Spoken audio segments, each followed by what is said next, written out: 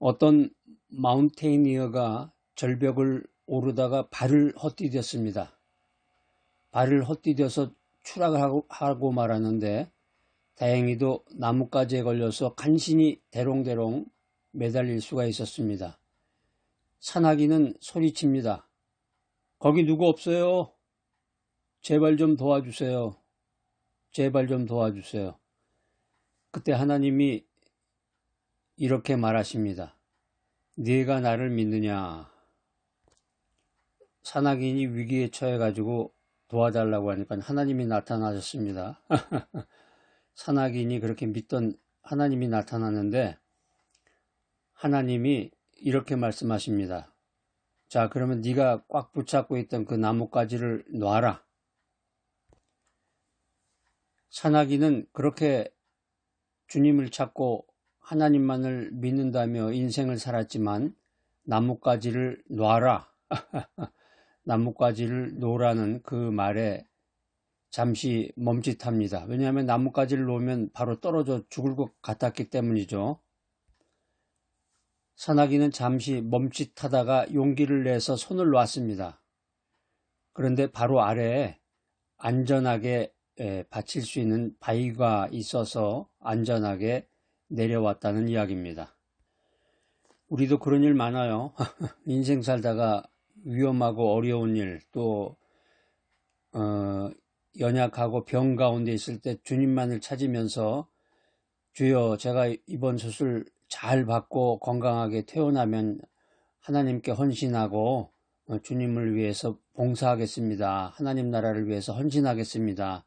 선교 헌금도 하겠습니다. 뭐 이러다가 다 끝나고 나면은 다 잊어버리는 거죠. 하나님이 우리 인생살이에서 우리의 믿음을 요구하십니다. 지금 산악인 이야기 잠시 나눴는데 산악인에게 하나님께서 믿음을 요구하시는 거죠. 우리가 보기에는 위험하지만 하나님께서는 우리를 안전한 길로 인도하신다. 산악인이 잠시 멈칫했잖아요. 손을 놓으면 죽을 것 같았는데 하나님은 그걸 놓으면 바로 밑에 바위가 있으니까 금방 안전하게 내려올 수 있다. 하나님은 그걸 보셨지만 그 산악인은 그걸 보지 못했던 거죠. 믿음은 자신의 힘이 아니라 하나님의 능력을 의지하는 것이다. 이 짧은 한마디에 모든 게 다 들어있네요. 믿음이라는 게 자신의 힘으로 내가 기도 많이 하면 되겠지. 기독교를 불교로 생각하시는 분들도 많아요. 불교나 샤머니즘으로. 샤머니즘처럼 새벽에 일찍 일어나가지고 뭐 공양을 드린다고 그래서 정한 수를 떠다 놓고서 정성껏 이렇게 빌고 또 빌면 하나님이 나를 복을 주시는 걸로 생각을 하는 사람, 또 절에 가서 치성을 드리고 절을 하고 뭐 1000배, 뭐 10,000배 이렇게 하면 자신의 힘으로 뭐 진리를 깨닫고 하나님의 하늘의 복을 받는 것으로 생각하는 사람들이 대부분이에요. 그게 바로 기독교인이란 말이에요.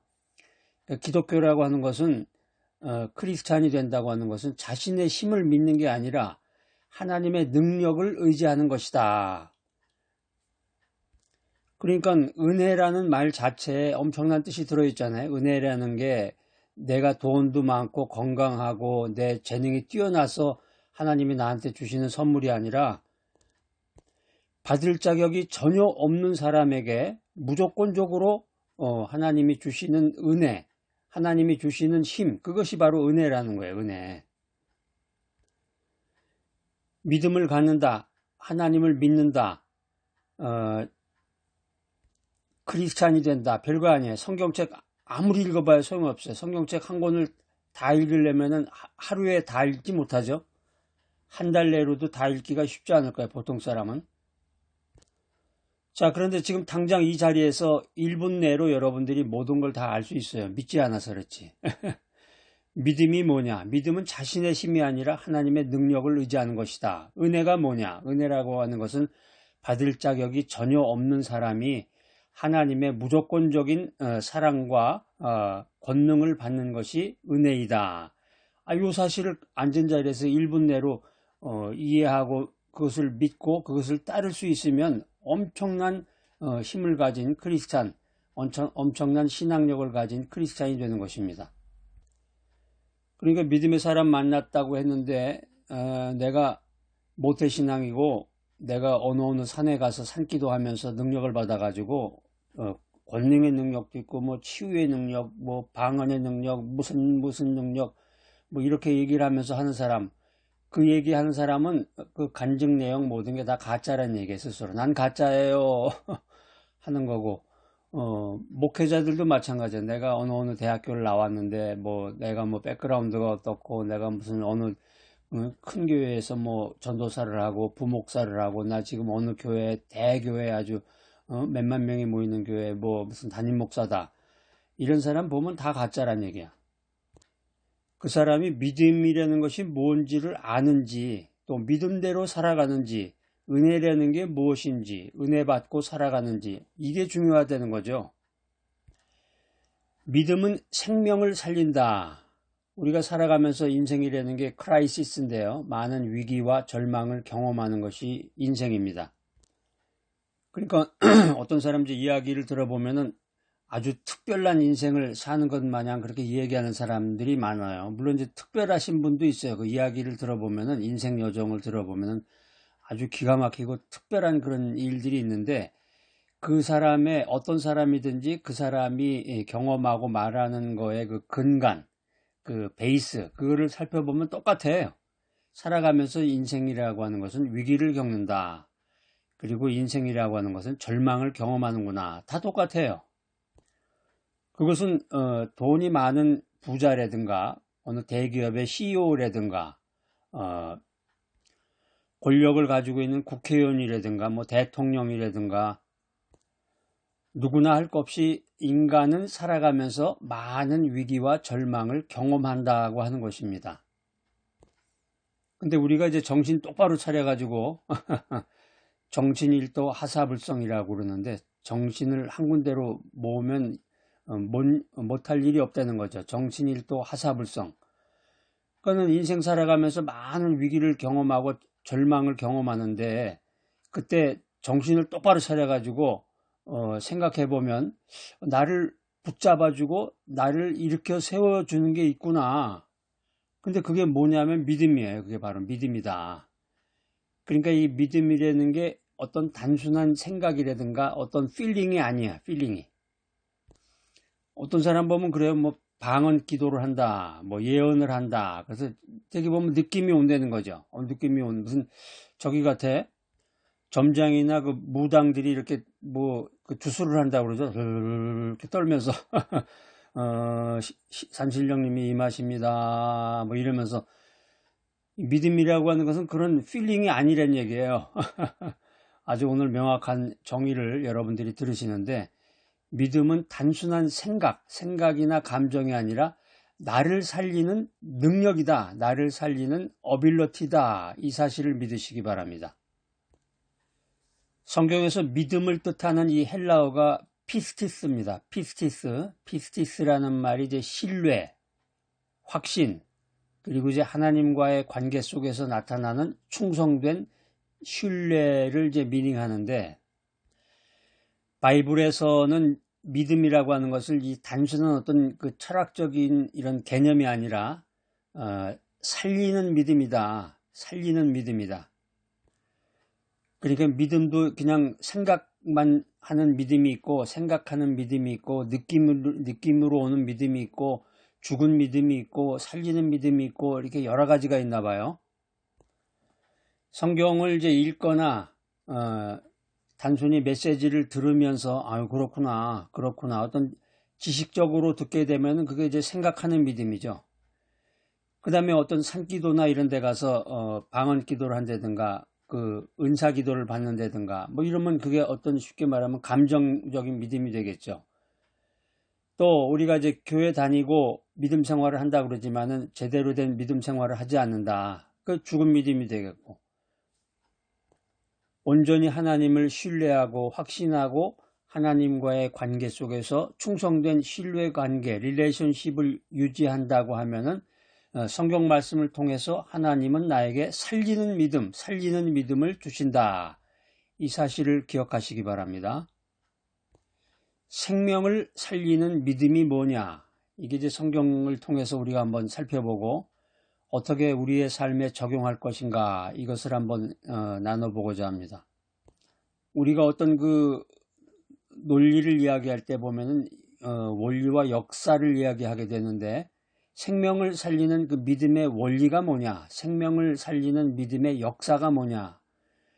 요한복음 11장 25절로 26절에 그게 다 나와 있습니다.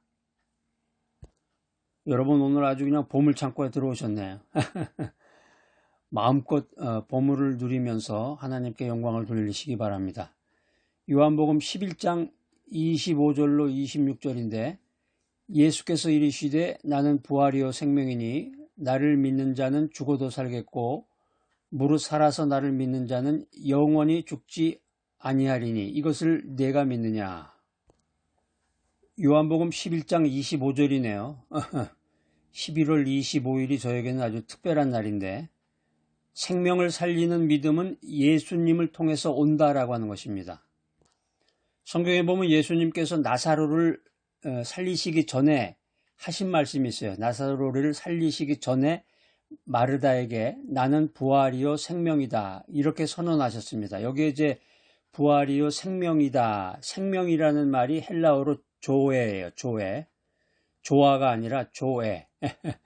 조에. 이게 무슨 말이냐면 이제 단순한 육체적인 생명이 아니라 하나님께로부터 오는 영원한 생명을 말합니다.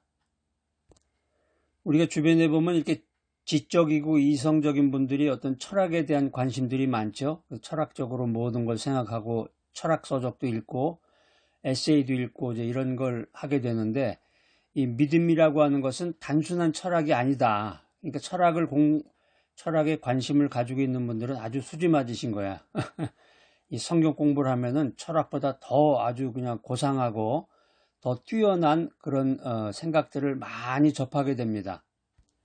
그래서 저도 이제 이 메시지 전할 때 단순히 일반적인 그런 메시지, 보통 사람들이 하는 그런 메시지보다도 좀 이렇게 이성적이고 철학적이고 이 내용을 들었을 때 뭔가 이렇게 생활에 적용이 되고 어떤 산 믿음이, 살아있는 믿음이 나타나는 그런 메시지를 여러분에게 이제 전달하고자 준비하고 있습니다. 믿음은 단순한 철학이 아니라 예수님을 통해 영원한 생명을 얻는 길이다. 자, 여러분 이거를 좀 그 영성 노트에다가 좀 하나 써놓으세요. 믿음은 단순한 철학이 아니라 예수님을 통해 영원한 생명을 얻는 길이다. 이 말이 굉장히 아주 그냥 너무너무 고상한 말이네요. 그러니까 어떤 분은 믿음 생활한다, 신앙 생활한다. 그럼 단순히 그냥 지적인 거, 지적이고 어떤 지적인 거의 최고의 수준이 철학이니까 지적인 최고의 봉을 가지고서 이 지식을 자꾸 지식을 접하는 거죠. 하나하나 지식을 늘려가려고 그러는데 믿음이라는 건 그게 아니라 그렇게 공부하고 뭐 암기하고 그거 좋죠. 나쁘다는 게 아니라 그게 아니라 전혀 차원이 다른 거야.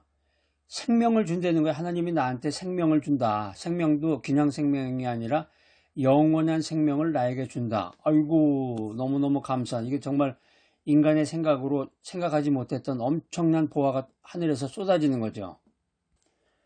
내가 그냥 믿기만 하면 되는 건 줄 알았더니 그게 아니라 하나님께서 나에게 영원한 생명을 주신다고 하니 얼마나 할렐루야. 이거 너무나 감사한 일 아니에요?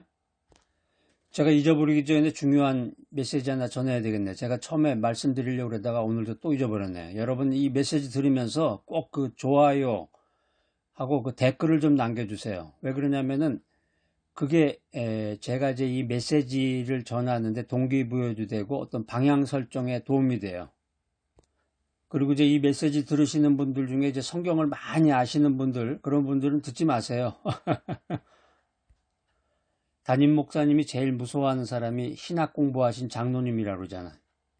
이미 저 성경적인 지식이 많고 어떤 세미나나 이런 것도 참여해서 모든 지식을 가지고 계신 분들은 다른데 더 좋은 데 가서 많은 걸 누리시고 들으시기 바라고 저의 이 메시지는 복음을 좀 더 깊게 알려고 하고 잘 모르시는 분들 초신자면 더 좋겠죠. 예수 믿은 지 얼마 안 됐거나 아니면 이제 자기의 그 개인적인 형편이나 환경에 따라서 체계적으로 믿음에 대한 것, 성경에 대한 것을 잘 알지 못했던 사람들, 하나님의 그 특별한 은혜를 체험하기를 원하시는 분들, 그런 분들이 들으면 좋을 것 같습니다. 왜냐하면 제가 뭐 영성 노트도 사라, 볼펜도 사라, 그래서 쓰라고 자꾸 그러니까 이미 이제 그 기독교적인 지식이 많고 교회 오래오래 다니신 분들은 귀찮을 거예요. 그러니까 이제 고급 생활 하신 분들은 다른 데 가서 좋은 이야기를 들으시고, 여기는 훈련받는 장소입니다. 새로운 마음으로 훈련하고 영성노트 사가지고 준비해서 볼펜으로 써야 돼. 중요한 성경 구절이 나오면 거기 찾아가지고 빨간 볼펜으로 쫙 밑줄도 긋고. 근데 이미 모든 걸 다 아시는 분들은 필요 없잖아요. 자, 아셨죠? 자꾸 말이 길어지면 안 좋으니까. 그 좋아요도 뭐 종류가 여러 가지인가요? 좋아요하고 뭐 어떤 댓글에서 좀 이렇게 좋은 내용을 남기세요. 나쁜 내용, 저는 부정적인 사람은 아예 그 사람의 신분고하를 막론하고 어떤 사람이든지 저는 단절합니다. 부정적인 얘기 남기지 마시고, 생명을 살리는 얘기를 해야지 왜 자꾸 부정적이고 그런 얘기를 하는 사람은 안 좋습니다. 긍정 마인드로 긍정 이야기, 희망적인 이야기, 내일과 미래가 약속되는 이야기, 이런 거를 남기고 좋은 이야기 나누면 좋은 것이 돌아가는 거죠. 좋고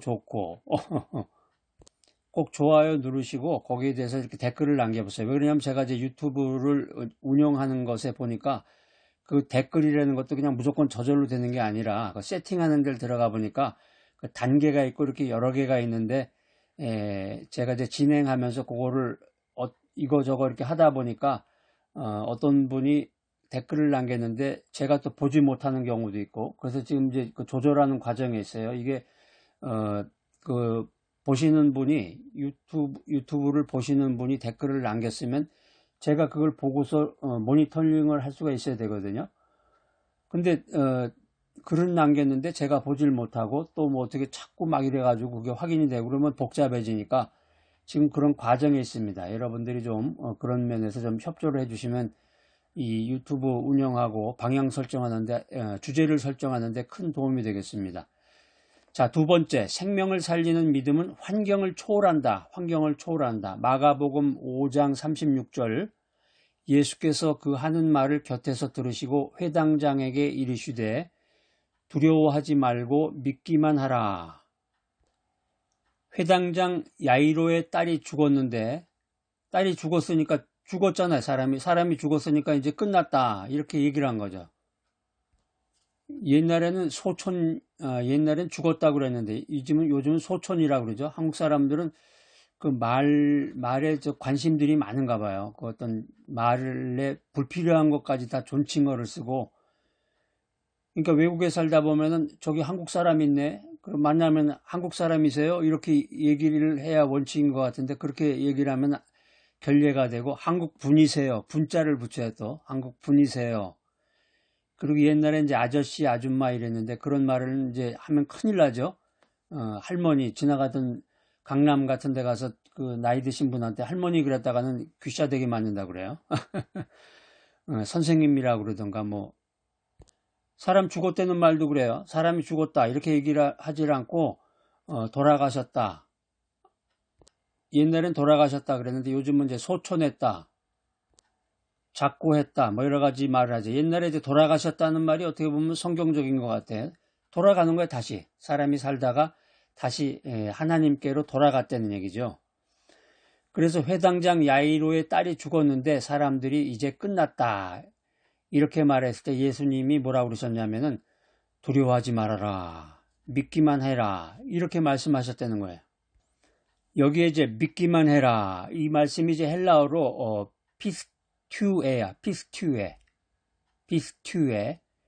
이게 이제 어떤 단순한 희망사항이 아니라 하나님께 대한 절대적인 신뢰를 의미한다는 것입니다. 요즘 보면은 절망적인 순간에 그 뭐 희망적인 걸로 되지도 않을 걸 갖다가 희망적인 걸로 얘기하시는 분들 많잖아요. 그러니까 여기서 예수님이 회당장 야이로의 딸이 죽었을 때 사람들은 이제 끝났다 이렇게 얘기를 했지만 예수님이 두려워하지 말고 믿기만 해라, 그냥 희망사항으로 그냥 마음을 안도시키기 위해서 그랬던 게 아니라 단순한 희망을 품는 게 아니라 하나님께 대한 절대적인 신뢰를 해라, 이런 의미를 내포하고 있습니다. 그러니까 우리가 인생 살면서 위기를 겪고 몸이 아프고 병이 나서 수술을 받고 보이스피싱을 당하고 뭐 별의별 일 다 겪죠. 상황이 절망적이라고 해도 믿음은 하나님의 능력을 경험하게 한다는 것입니다. 요즘은 보이스피싱이 이제 한국에선 잘 안 되니까 이제 미국으로 넘어왔다 그래요. 그래서 미국에 있는 그 한인 교포들한테 보이스피싱을 한다 그러는데 상황이 이제 절망적이 돼도 믿음을 가지고 주님을 믿으면 하나님의 능력을 경험한다. 또 세상의 판단과 다르게 믿음은 하나님의 시각으로 상황을 바라보게 한다. 정저지와 그 우물 안의 개구리죠. 우물 안의 개구리는 세상을 바라볼 수가 없어요. 그 동그란 위에 그 구멍에 보이는 하늘 위에는 전체를 모르잖아요. 그러니까 믿음을 가지면 하나님의 시각이 돼가지고 독수리와 같이 하늘로 높이 날아가지고 먼 곳을 볼 수 있다는 거죠. 먼 곳을. 그러니까 우리가 세상적으로 얘기를 하면 나이가 들면은 쉽게 분노한다 그래요. 작은 일에도 화를 내고. 여기 혹시 이 귀한 메시지 들으시는 분들 가운데 그런 분들 계시면 한번 손 들어보세요. 저기 계시네. 나이가 들면 작은 일에, 별것도 아닌 작은 일에 막 화를 내는 거야. 그래서 제가 이제 그 페북에다가도 칼럼을 하나 썼는데요. 칼럼에 이제 제가 손동원 박사의 사회심리학 칼럼이라고 그래서 그때마다 이제 하나님이 주시는 그 주제를 가지고서 이제 칼럼을 쓰는데, 혹시 메시지 들으시는 분들 가운데서 저의 그 칼럼을 보기를 원하시는 분이 계시면 저에게 이메일로 연락을 해주세요. 왜 그러냐면 그 페북이 전체 공개로 할 때도 있고 친구들만 보게끔 하는 경우도 있기 때문에 일반인들이 보기 힘든 경우도 있습니다. 이청득심이라는 말이 있습니다. 상대방의 말을 귀 기울여서 들으면 그 마음을 얻을 수 있다, 이런 뜻입니다. 그래서 이제 나이가 들고 성숙한 인생을 살려면은 가급적이면 그 필링이 담긴 감정적인 말을 하지 말아야 돼요. 원색적인 말 있잖아요. 감정적인 말은 하지 말고 인생이 성숙해질수록 이제 멀리 볼 수가 있어야죠. 멀리 보고 크게 생각하고 큰 그림을 그려야 되는데, 그래서 차분하게 이성적으로 사람을 대하고 이성적인 생각을 하는 것이 중요합니다. 그리고 우리가 이제 인생 산다는 것이 사회생활이에요. 사회생활이라는 건 사람과 사람 간의 관계잖아요. 작게는 이제 가족과 가정이 있고, 또 뭐 공동체도 있고, 교회 공동체도 있고, 뭐 믿음의 공동체도 있고, 또 자기 부부만이 아니라 자녀와의 관계, 어떤 이런 그런 공동체들이 다 있는데, 여유를 가지고서 처지를 바꿔서 생각해 보면 그런 지혜가 생겨요. 그러니까 우리가 살면서 남을 배려하는 따스한 마음을 갖고, 역지사지라고 그러죠. 역지사지. 남의 처지에 서서 보면은 모든 게 이해된다는 그런 뜻인데, 여러분들 젠틀한 말 한마디를 하는 귀한 분들이 되시기를 축복합니다. 그래서 지금 이건 이제 칼럼 내용인데, 믿음은 하나님의 시각으로 상황을 바라보게 한다는 거예요. 그러니까 믿음이 아까 말씀처럼 이렇게 이제 칼럼 같은 것은 이제 이성적이고 어떤 철학적인 내용이지만, 믿음은 그거보다 더 한 차원 더 높은 고도의 단계, 최고의 단계, 절정에 있는 그런 이성적인 내용들을 파워 있는 내용, 영적인 내용을 우리에게 전해주는 것입니다. 그래서 하나님의 시각으로 모든 걸 바라보니까 보이지 않던 것들이 보이게 되고 모든 것을 영적으로 해석하게 되는 거죠. 세 번째, 생명을 살리는 믿음은 행동으로 나타난다. 야고보서 2장 26절에 말씀이 기록되어 있습니다. 영혼 없는 몸이 죽은 것 같이 행함이 없는 믿음은 죽은 것이다. 우리가 기도하잖아요. 믿습니다, 주여 믿습니다. 그래서 제가 이제 몇 번 말씀을 드렸는데 재밌는 예화가 있잖아요. 어떤 집사님이 차를 몰고서 다리를 지나가게 됐는데 막 바람이 태풍이 불면서 막 위태로워요. 얼마 전에 그 뉴스에 보니까는 그 어떤 나라에 태풍이 불면서 다리가 막 무너졌다는 얘기도 있고, 이거 내가 다리를 지나가다가 다리가 무너져서 바다 한가운데로 떨어지면 어떻게 하나 버블버블 떨면서 천천히 가다가 막 빨리 가야 되나 천천히 가야 되나 그러면서 계속 기도를 하면서 갑니다. 하나님, 제가 무사히 다리를 통과하게 해주세요. 무사히 통과하게 해주세요. 아무 일 없게 해주시면 제가 헌금 100만 원 하겠습니다. 헌금 100만 원 하겠습니다. 귀한 돈 주님께 드리겠습니다. 벌벌벌 떨면서 기도하면서 차가서 막 지나가다가 마침내 다리를 다 통과해서 땅에 도착을 해서 이제 가게 되니까 마음이 안도가, 이제 땅이니까 뭐 땅이 뭐 지진이 나서 무너지지 않는 한 집으로 갈 수 있는 거 아니에요? 그러니까 이 집사님이 계속 기도를 이어가면서 하나님 아버지, 다리를 무사히 통과하게 해주셔서 감사합니다. 할렐루야. 아까 제가 다리를 지나면서 했던 말은 그냥 농담으로 생각해 주세요. 할렐루야. 야고보서 2장 26절에 분명히 경고하잖아요. 영혼 없는 몸이 죽은 것 같이 행함이 없는 믿음은 죽은 것이니라. 이 믿음이라는 게 단순한 그 마음의 상태가 아니라 행동으로 나타나야 참된 믿음이다. 야고보서 2장 26절에 쓰여져 있잖아요. 믿음이 있으면 기도해야 됩니다. 믿음이 있으면 선한 일을 실천해야 합니다. 선한 일을 실천하라. 믿음이 있으면 절망 가운데서도 소망을 붙잡아야 한다. 여러분들 처지와 환경이 다양하고 별의별 일이 다 있겠죠. 고난과 절망 가운데, 어떤 고난과 절망 가운데 있더라도 기도하며 소망을 붙잡는 여러분들 되시기 바랍니다. 우리가 이제 신학적으로 구원론적으로 의미를 살펴보면 우리는 행위로 구원받는 건 아니에요. 행위로 구원받는 건 아니지만 참된 믿음은 반드시 열매를 맺는다. 신학적인 적용으로 믿음이라고 하는 것은 어떤 단순한 철학적인 개념이 아니라 우리 인생 속에서 하나님을 신뢰하는 실제적인 애티튜드다라는 거예요. 실제적인 태도다. 자, 오늘 메시지 들으시고 여러분들이 이제 믿음으로 인생을 살아가셔야 되는데 4가지 삶의 적용을 저와 함께 나누기를 원합니다. 여러분들이 이렇게 선서하듯이 이렇게 손을 한번 들어보세요. 손을 들고 저를 한번 따라서 해보시기 바랍니다. 하나님의 약속을 신뢰하라. 신뢰하라. 신뢰하라. 하나님의 말씀을 매일 묵상하고 믿음으로 나아가야 되겠습니다. 2번째, 환경을 두려워하지 말라. 환경을 두려워하지 말라. 그러니까 인생이라는 게, 어려움이라는 게 계속 나와요. 산을 넘으면 또 산 넘고 또 산 넘고, 아이고 지겨워, 이거 어떻게 살아야 되나. 그게 아니라 인생이라는 게 그 과정이야. 과정. 하나님께서 나에게 다양한 인생의 경험을 통해서 내 인생을 풍요롭게 하신다, 이렇게 생각하면 그런 믿음의 눈으로 보면은 얼마나 이게 산다는 게 재미가 있고 흥미 있어요. 돈을 내고 롤러코스터도 타는 판인데 인생의 고난이나 어려움이라는 게 영적인 롤러코스터죠. 롤러코스터를 타는 거죠. 돈 안 내고. 어떠한 어려움 속에서도 두려워하지 말아라.